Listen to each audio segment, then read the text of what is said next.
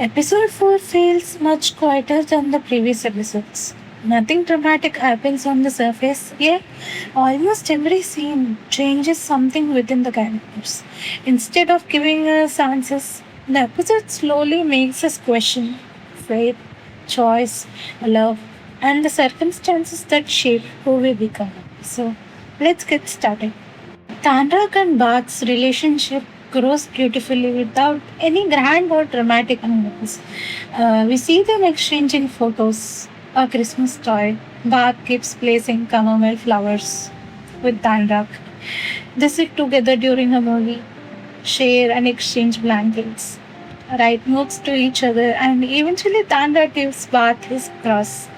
Each exchange carries a small part of them, and none of these moments are loud, yet together they make the relationship feel very intimate. These gestures speak for the characters instead of telling us through dialogues. That's the kind of visual storytelling I love.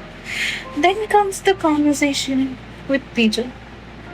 He talks about the path he chose, a path that is different, long, and difficult. He says everyone wants love, but the love he chose is different. It doesn't belong to just one person. And then he tells if your heart pulls you somewhere else, don't force it. Just listen to your heart. It's okay if you haven't chosen your path yet. And Anurag is still trying to understand himself and what he truly wants. And later, when Master Park asks Tandap, where you see yourself in the future? He says, I have imagined myself the same from a long time. And no matter what happens, I choose God. And Master Park shares his side of the story. Like, he used to worry about disappointing people around him. But now he realizes that he isn't here to become someone else's hope. That conversation made me ask, what does it actually mean to choose God? If someone sincerely follows the path they believe God has chosen for them, are they choosing God or are they choosing themselves?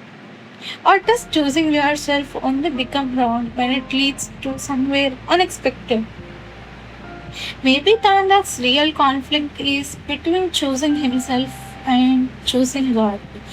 But do these two choices really have to be separated? Even though after this conversation Tanrak starts avoiding Bath, he admits that he's happy whenever they are together. But the conflict still hasn't disappeared. Then Bath asks Tanrak a simple and powerful question. If you had a choice, would you still be here? And Tanrak answers with a no. And he starts wondering what his life would have been like this if his parents were still alive. That made me think about how much of who we become is actually chosen by us. And if Tanrak parents are alive, if he had grown up meeting different people with different beliefs, would his faith still look same? Or would he still arrive at same conclusions? Sometimes the biggest choices in our lives are shaped by circumstances we never choose. That's why I see Tandak as someone trying to understand what faith truly means for himself. The episode then shifts to Bhatt's story and how his faith was built and how it was shattered. Bhatt's father is deeply religious, yet he abuses his wife and children. He is treated as an authority figure within the family, but instead of protecting those around him, he uses that authority to control them. No religion teaches violence as a virtue, yet religion can sometimes be used by people to justify control instead of compassion.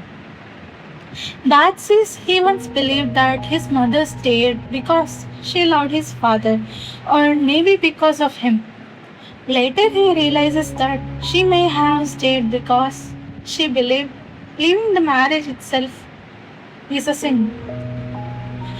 That completely changed how I think about the situation.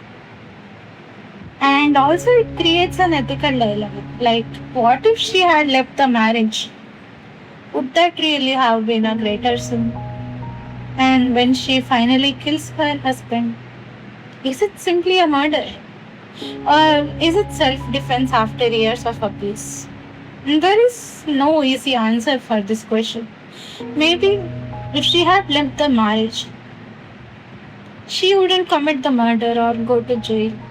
And maybe she would have lived a different life than before. By the end of the episode 4, I wasn't thinking about whether Tanda would choose Bath or God or no. I was thinking about something much deeper. How much of our beliefs are truly ours, and how much are shaped by the lives we never choose. The episode is not trying to answer that question.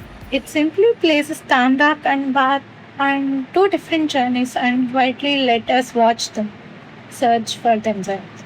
And that's exactly what made this episode stay with long after it ended.